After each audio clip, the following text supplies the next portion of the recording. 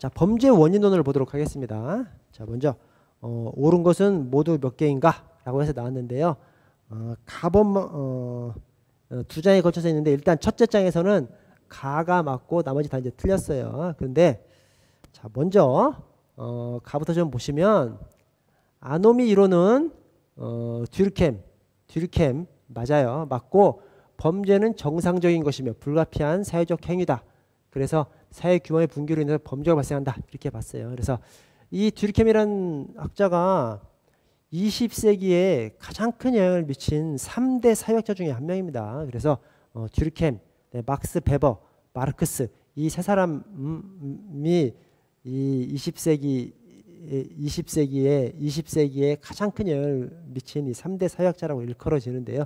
왜 듀르켐을 가지고 얘기하냐? 이 듀르켐이 이제 그 전까지는 사람의 어떤 심리 이런 것들을 좀 많이 도외시했죠. 그냥 뭐 어떤 인간의 어떤 마음 같은 것들은 그냥 도외시하고 어떤 큰 흐름에 따라서 인간은 그냥 수동적으로 따라가는 존재를 이렇게 봤는데 이 사람이 인간의 내면을 살핀 거예요. 그래서 19세기 엄청나게 이제 사회가 변하지 않습니까? 그래서 사회가 엄청나게 변화를 하면서 사회 규범이 붕괴되고 새로운 규범으로 대체되지 못했을 때 그때 바로 인간의 그 심리 상태가 아노미 상태가 돼버린다. 그 아노미 상태에서 인간은 자살을 하기도 하고 범죄를 저지르기도 한다. 그 범죄를 저지르는 행위는 그 개인으로서는 자연스러운 행위, 정상스러운 행위일 수 있다. 이렇게 말한 것이 저 듀르켐입니다. 그래서 이 듀르켐의 어떤 범죄를 놓고 그 범죄가 그 개인으로서는 정상적인 행위일 수 있다. 불가피한 행위일 수 있다. 이렇게 본 것이 사회학자들한테 센세이션을 일으켰습니다. 그래서 듀르켐, 아노미 이론 맞아요. 그래서 저는 이렇게 외웠습니다. 아듀, 먹인.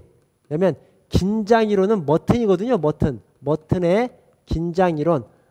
그다음에 아노미 이론, 듀르켐, 아노미 이론, 듀르켐, 아듀, 먹인, 긴장 이론, 머튼 이렇게 좀 외웠고요. 자, 실리가 주장한 범죄 유발의 4요소는 범죄의 동기, 제재로부터의 자유, 그 다음에 기술, 이 피해자가 아니라 기회죠, 기회. 그래서 저는 뭐 이렇게 외웠습니다. 저 조셉 쉐리거든요, 조셉 쉐리지 않습니까? 그래서 저는 동자, 기기, 조 쉐리 이렇게 외웠어요. 그래서 동자가 뭐죠? 어린애를 동자라고 그러지 않습니까? 그래서 우리 집도 밥 먹을 때 되면 우리 아들 둘이 전부 다 휴대폰만 보고 있어요. 기기, 휴대폰 기기 아닙니까? 기기. 그렇죠?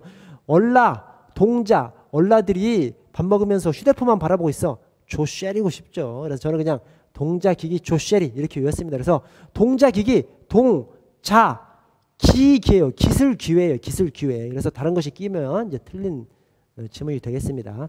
자, 그리고 다번에 사회학습 이론 중에 버제스 에이커스의 차별적 강화 이론에 의하면 자, 저는 이제 이렇게 했습니다. 강바 맞아요. 차별적 강화 이론 맞아요. 근데 내용이 틀렸죠. 청소년들이 영화의 주인공을 모방하고 동일시하는 것. 이것은 차별적 강화 이론이 아니라 차별적 동일시 이론이죠. 그래서 차별적 동일시 이론은 동글. 그래서 글레이서가 주장했습니다. 그래서 틀렸습니다. 이 차별적 강화 이론이 아니라 차별적 동일시 이론이에요. 그래서 글레이서가 주장했고요. 자, 허쉬는 유대이론을 했습니다. 사회 유대이론. 허쉬. 사회 유대이론. 저는 뭐 그냥 유어 동브라 이렇게 좀 외웠습니다. 유어 동브라. 이게 뭔 말이냐면 자, 사회 유대이론은 허쉬예요. 유허 동브라. 이 동조성 전념 이론은 브라이어 필레아빈이거든요. 그래서 유어 동브라. 견자레카 유어 동브라. 저는 좀 이렇게 좀 외웠습니다. 견자레카 견제이론은 레클리스. 견자레카 유허 동브라. 사회 유대이론은 허쉬 동브라. 동조성 전념 이론은 브라이어 필레아빈. 이렇게 좀 외웠습니다. 그래서 자, 허쉬의 사회 유대이론에서는 애착, 전념, 참여, 이게 신념이에요. 신념. 기회가 아니라. 좀 기회는 뭔가 좀 색다른 용어가 좀 들어가 있죠. 그래서 애착, 전념, 신념, 참여 이런 것들이 있으면 범죄로부터 이 사회를 구할 수 있다. 범죄를 예방할 수 있다라고 본 것이 이 허쉬의 사회 유대이론입니다. 그래서 견자레카, 유어, 농브라. 그래서 견자레카, 견제이론은 레클리스, 유어, 사회 유대이론은 허쉬, 그다음에 동브라, 동조성 전념이론은 브라이어 필리아빈. 그렇게 좀 숙지를 좀 해주시고요. 자, 범죄의 원인에 대한 이론을 설명한 것이다. 옳은 것은 모두 몇 개인가? 자, 지금 뭐가 나오냐면 합리적 선택 이론이 나오고요. 일상활동 이론, 일상생활 이론 또는 일상활동 이론이 나오고요. 또 범죄 패턴 이론이 나옵니다. 이것이 다 뭐냐? 다 상황적 범죄론이에요. 상황적 범죄론. 자, 현대적 범죄론. 현대적 범죄론을 생태학적 범죄 이론이라고도 합니다. 그래서 현대적 범죄 이론의 종류가 환상 집계예요. 환상 집계. 현대적 범죄론, 현대적 범죄 이론이 환상 집계예요. 환경 설계를 통한 범죄 예방론, 상황적 범죄 예방론, 또 집합 효율성 이론, 그다음에 깨진 유리창 이론, 이렇게 해서 환상 집계입니다. 환상 집계. 근데 환상 집계 중에서 상황적 범죄 이론이 이 세 가지로 주로 얘기가 됩니다. 합리적 선택 이론, 일상활동 이론, 범죄 패턴 이론. 지금 그것을 얘기하는 겁니다. 자, 그런데 합리적 선택 이론에서는 인간의 자유의지를 인정하는 결정론적 인간의 자유의지를 인정하는 것이 비결정론입니다. 자유의지가 있으면 사전에 결정되지 않았겠죠. 그렇죠? 사전에 범죄를 저지르도록 결정돼 있다면 결정론적 인간관이라면 자유의지가 없어야 되는 것이죠. 범죄를 저지르도록 결정됐어. 자유의지가 없는 거죠. 자유의지가 있다는 것은 곧 비결정론적 인간관을 얘기합니다. 그래서 여기가 이제 틀렸습니다. 자, 그리고 일상활동 이론은 범죄자 입장에서 범행을 결정하는데 고려되는 네 가지 요소로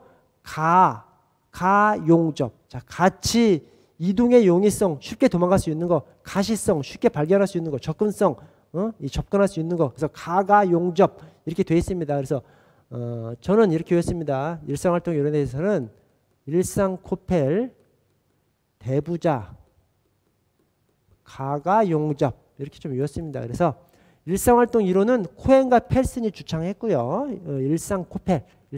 그 다음에 여기서 말하는 범죄의 요소가 대부자예요. 그래서 범죄의 대상, 범행 대상, 그 다음에 감시의 부재, 그 다음에 범죄자, 범행 대상, 감시의 부재, 범죄자, 그래서 대부자. 근데 범죄자 입장에서 또 이 범행을 하는데 결정하는 네 가지 요소가 있습니다. 그게 가가용접입니다. 가가용접. 그래서 맞아요. 맞는다는 걸 좀 알아두시고. 자, 마지막으로 범죄 패턴 이론을 보시면 지역사회 구성원들이 범죄 문제를 해결하기 위해서 적극적으로 참여하는 것, 범죄 패턴 이론은 이것이 아니에요. 범죄 패턴 이론은 뭐냐면 범죄를 저지름에 있어서 지리적, 장소적 패턴이 있다는 겁니다. 그래서 어떤 장소, 지리, 이 범죄자가 잘 아는 지역에서 주로 이렇게 범죄를 한다는 거. 그래서 지리적으로, 장소적으로 관심을 가져라라고 하는 것이 범죄 패턴 이론입니다.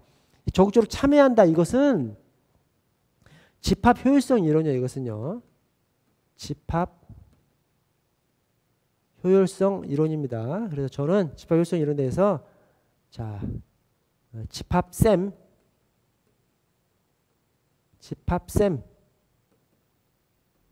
참여연대, 집합쌤, 집합이 이제 수학이죠. 수학 안에 집합 개념이 있지 않습니까? 그래서 수학쌤이 참여연대 출신이다. 이렇게 저는 이 집합 효율성 이론을 로버트 샘슨이 주장했거든요. 그래서 자, 집합 효율성 이론은 로버트 샘슨, 집합 효율성 이론 샘슨. 그다음에 집합 효율성 이론에서 강조하는 것이 참여, 연대 이런 것들이 있으면 범죄를 예방할 수 있다. 범죄를 예방하는 중요 열쇠다. 이렇게 말하는 것이 로버트 샘슨입니다.